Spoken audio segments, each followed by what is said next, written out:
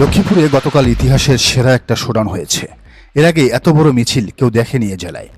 জামাত মনোনীত লক্ষ্মীপুর ২ আসনের সংসদ সদস্য প্রার্থী মাস্টার রুহুল আমিন ভূঁইয়ার মোটরসাইকেল শোডাউনের আলোচনা এখন জেলা জুড়ে। বলতে গেলে বিএনপিকে মহা দুশ্চিন্তায় ফেলেছে এ শোডাউন, অথচ জাতীয় কোনো গণমাধ্যমে এ খবর নেই, মূলধারার কোনো গণমাধ্যমে এর ফুটেজ নেই, পুরা মিডিয়া ব্ল্যাকআউট। আরেকটা মিছিল দেখুন, বিএনপির হেভিওয়েট নেতা হারুনের চাঁপাইনবাবগঞ্জ ৩। জামাত মনোনীত সংসদ সদস্য প্রার্থী ঢাকা মহানগর দক্ষিণের আমির নুরুল ইসলাম বুলবুলের নেতৃত্বে ৩,০০০ মোটরসাইকেল নিয়ে শোডাউনটি হয়েছে গেল শুক্রবার সকাল ৯:৩০টায় নবাবগঞ্জ সরকারি কলেজ গেট থেকে জামাত নেতা বুলবুলের নেতৃত্বে এই মোটরসাইকেল শোডাউনটি শুরু হয়। পরে শোডাউনটি চাঁপাইনবাবগঞ্জের গুরুত্বপূর্ণ সড়ক প্রদক্ষিণ শেষে চাঁপাইনবাবগঞ্জ পৌরসভার সামনে গিয়ে শেষ হয়। এটি নিয়েও এখন জোর আলোচনা চলছে চাঁপাইনবাবগঞ্জে। নোয়াখালীতে আজ তোলপাড় সৃষ্টি করেছেন জামাতের প্রার্থী ইসহাক খন্দকার। বিএনপি আর লীগের ঘাঁটি হিসেবে পরিচিত নোয়াখালী ৪-এ কয়েক হাজার মানুষের শোডাউন দিয়েছেন তিনি। এছাড়া ঢাকা, চট্টগ্রাম, রাজশাহী, খুলনা আর ময়মনসিংহ বড়সড় সভা সমাবেশ করেছে জামাত, মিছিল মিটিংও হয়েছে। যদিও সেসব মূল ধারার গণমাধ্যমে আসছে না খুব একটা, মনে হয় যেন দেশে বিএনপি ছাড়া আর কোনো দল নেই। অথচ এই শ্রমিকের কথা শুনুন। জামাত দরকার, দাড়ি পাল্লা, চাঁদাবাজি তো করবো না, জামাত এলে সব ঠান্ডা হয়ে যাবো। কি বলছেন নারীরা? এখন সামনে মরবো, বাঁচবো, যুদ্ধ করবো, দাড়ি পাল্লায় ভোট দিব। হিন্দুরা কি ভোট দিবেন দাড়ি পাল্লায়? জামাত এই ৩ গোষ্ঠীর ভোটে সবসময়ই পিছিয়ে ছিল অতীতে। দেখুন, আওয়ামী লীগ আর বিএনপির পলিটিক্সটা যতটা না ছিল শহর কেন্দ্রিক, ততটাই ছিল গ্রামের। গ্রামের টুকিটাকি সমস্যা থেকে শুরু করে থানা আদালত, মানুষ যে কোনো সমস্যায় হয় বিএনপি নয়তো লীগের মাতবরকেই খুঁজে নিত সমস্যাটা সমাধানের জন্য। বলাই বাহুল্য, জামাতের ভদ্র নেতাকর্মীরা থানা আদালত কিংবা গ্রামগঞ্জের সেসব বিচার সালিশ থেকে দূরেই থাকতেন, এসব ঝক্কি ঝামেলায় জড়াতেন না। বিপরীতে লীগ বিএনপির নেতারা এটিকে পুঁজি করেই ব্যক্তিজীবন এমনকি রাজনৈতিক জীবনও গড়ে তুলেছে। গ্রামীণ পলিটিক্যাল ইকোনমির এই সিস্টেমটা যারা গ্রামে থাকেন তারাই কেবল বুঝবেন। তো জামাতে ইসলামী বিশেষত ৫ আগস্টের পর তাদের ভিলেজ পলিটিক্সের নীতিতে পরিবর্তন আনে। তারা অসহায়ের পাশে শুধু পরামর্শ আর টাকা পয়সা দিয়ে নয়, তাদের সমস্যার সমাধানে থানা, অফিস, আদালতে যেতে শুরু করে, বিচার সালিশে যেতে শুরু করে। এবং এই যে মানুষের ব্যক্তি সমস্যায় তারা পাশে থাকছে, এর বিনিময়ে কোনো টাকা পয়সা নেয় না। বিএনপির লোকেরা যেখানে অধিক মুনাফার লোভে ঝামেলা জিইয়ে রেখে দীর্ঘায়িত করে, জামাতের লোকেরা সেখানে যত দ্রুত সম্ভব সমাধান আনে। মানুষের মুখে মুখে ছড়িয়ে পড়ে সুনাম। গ্রামে বিএনপির লোকদের কাছে তাই আর সাধারণ মানুষ যায় না, যেতে শুরু করেছে জামাতের কাছে। এখন গ্রামে ভোটের হিসাবটা কিন্তু এখানেই। আপনার দলের নেতাকর্মীরা কিংবা দলের প্রার্থীরা মানুষের পাশে দাঁড়ায় কিনা, এটাই সেখানে মুখ্য। জামাত এই জায়গায় বড় আস্থা অর্জন করতে পেরেছে সাধারণ মানুষের। এই সুযোগটা তারা পেয়েছে ২৪-এর গণ অভ্যুত্থানের পর। যেহেতু সরকারি অফিসে, আদালতে, থানায় এখন শুধু বিএনপি নয়, জামাতেরও গুরুত্ব আছে, ফলে এই সুযোগটা পজিটিভ ওয়েতে কাজে লাগিয়েছে জামাত।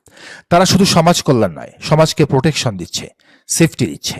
রিক্সাওয়ালা, ভ্যানওয়ালা, অটোওয়ালা শ্রমিকদের নির্ভয়ে রাস্তাঘাটে চলাচলের নিরাপত্তা বিএনপি আর পুলিশের অসাধু চাঁদাবাজদের থেকে মুক্তি দিচ্ছে। ফলে আপনি শুরুর ওই শ্রমিকটার মতো লাখো লাখো শ্রমিকের কণ্ঠে দাড়িপাল্লার গুণগান শুনবেন। গ্রামের একেবারে প্রত্যন্ত অঞ্চলের মানুষের মুখে জামাতের প্রশংসা শুনবেন। গার্মেন্টসের শ্রমিকদের মুখে মুখে ডাক্তার শফিকুর রহমানের কথা শুনবেন, কারণ মিরপুরে যখন একটি গার্মেন্টসে আগুন লাগে, সেখানে তিনি সবার আগে শ্রমিকদের পাশে দাঁড়িয়েছিলেন, তাদের প্রত্যেককে অর্থ, টাকা পয়সা দিয়ে সহযোগিতা করেছিলেন। বিএনপি ৫ আগস্টের পর যখন সারা দেশে লুটপাটের ইমেজ তৈরি করেছে, তখন জামাত নিজেদের নিরাপদ আশ্রয় হিসেবে জাতির কাছে আবির্ভূত হয়েছে। শুধু একটা ধর্মীয় দল হিসেবে নয়, জামাত গণমানুষের দল হতে পেরেছে গত ১.৫ বছরে, যেটা ক্ষমতায় আসার জন্য ১ নম্বর শর্ত। জামাত ইদানিং নারীদের ভেতর দারুণ এক আলোড়ন সৃষ্টি করতে পেরেছে। লাগা লাগা ধান লাগার বিপরীতে তারা গ্রামে গ্রামে তালিমের আয়োজন করছে, নারীদের পারিবারিক সমস্যার সমাধান করছে। কেউ অসুস্থ হলে তাকে দ্রুত হসপিটালে নিয়ে যাচ্ছে, কারো ঘরে খাবার না থাকলে খাবার দিচ্ছে, ধনীদের কাছে চাল তুলে গরিবের ঘরে দিচ্ছে। এই যে মহিলা জামাতের ওয়েলফেয়ার পলিটিক্স, এটা কিন্তু নতুন নয়, তবে নতুন করে সামনে এসেছে মিডিয়ার কল্যাণে, সাথে বিএনপির বাধার কারণে। আপনি খেয়াল করলে দেখবেন, আওয়ামী লীগ আর বিএনপির নেতাদের বউরা যখন পাশের বাড়ির মহিলাদের সাথে গায়ে পাড়া দিয়ে ঝগড়াঝাটিতে ব্যস্ত, তখন জামাত নেতার স্ত্রীরা প্রতিবেশীর খোঁজ নিচ্ছে, তারা অভুক্ত কিনা, না খেয়ে আছে কিনা। এগুলো খালি চোখে দেখলে মনে হবে খুবই ক্ষুদ্র ক্ষুদ্র কাজ, কিন্তু ভোটের রাজনীতি এটাই। এ কারণেই বিভিন্ন জরিপে নারীদের সমর্থনে এগিয়ে থাকছে জামাতে ইসলামী। বিএনপি এসব বুঝেই সারা দেশে তাণ্ডব চালাচ্ছে, ভয়ভীতি প্রদর্শন করছে। তবে তাতে কোনো লাভ হবে না, বুমেরাং হবে। শুধু পর্দাওয়ালা নয়, পর্দা ছাড়া গ্রামীণ নারীরাও দাড়িপাল্লার জন্য পাগল।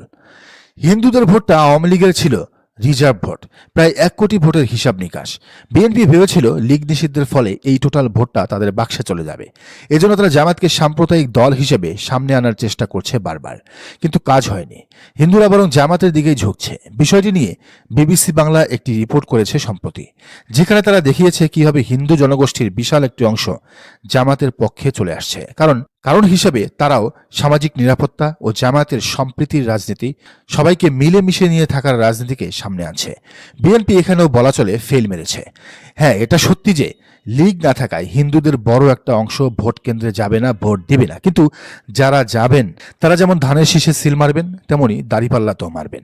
শিশির মনির, গোলাম পরওয়ার এবং দেলোয়ার হোসেন সাইদির 2 ছেলেরা তা এরই মধ্যে প্রমাণ করেছেন। হিন্দু অধ্যুষিত এলাকায় ভোটের জোয়ার সৃষ্টি হয়েছে দাড়িপাল্লার। আর এসব ভোট ধরে রাখতে ওয়েলফেয়ার পলিটিক্সের বাইরে গিয়ে সোনান পলিটিক্সটাও লাগবে। কারণ দেশের রাজনীতি এখনো পাল্টায়নি, এখানে শক্তির খেলাটা রয়েই গেছে। সেই খেলায় মানুষকে অভয় দিতে হবে, বিরোধী পক্ষের ষড়যন্ত্রের দাঁত ভাঙা জবাব দিতে হবে। মানুষ সাহসীদের পাশে দাঁড়াতে চায়, অসহায়ের কাছে কেউ আশ্রয় খোঁজে না, তাই তাদেরকে ভোট দেওয়ার প্রশ্নই ওঠে না। এই দেখুন বিএনপির ষড়যন্ত্রের পলিটিক্সটা দেখুন।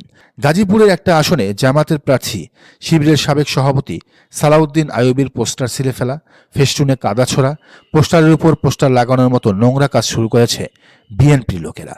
এরা রীতিমতো হুমকি ধামকির পলিটিক্স শুরু করেছে সারা দেশে। নোয়াখালী, ফেনীর ঘটনা সবার জানা। এরা এমনকি মহিলা জামাতের তালিমেও হামলা চালাচ্ছে। এখন মানুষের কথা একটাই, জামাতকে ভোটটা তো ভাই দিব, কিন্তু জামাত সেই ভোট কি ধরে রাখতে পারবে? দর্শক, আপনার কি মনে হয়, জামাত কি পারবে? জানান কমেন্টের ঘরে। আর এই চ্যানেলে নতুন হলে অবশ্যই সাবস্ক্রাইব করে বেল আইকনটি বাজিয়ে রাখুন।